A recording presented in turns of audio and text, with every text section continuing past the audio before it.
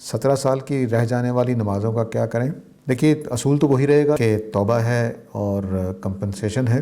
लेकिन अगर आप मिसाल के तौर पर महसूस करते हैं कि 17 साल की नमाज़ें नहीं पढ़ सकेंगे, तो फिर एक पक्की सच्ची तौबा करें, कोई कफ़ारा अदा कर दें। लेकिन बहरहाल नमाज़ें पढ़े बगैर चारा नहीं था।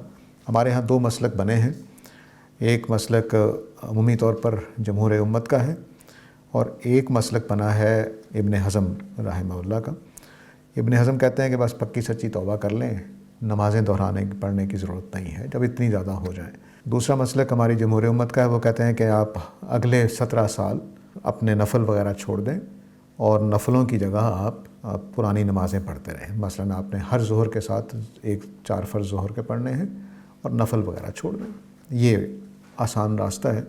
तो इंशाअल्लाह दरमियान में अगर फ़ौत हो जाएंगे, चूँकि आप तौबा के अमल में से गुज़र रहे हैं, तो अल्लाह ताला कबूल करेगा इंशाअल्लाह।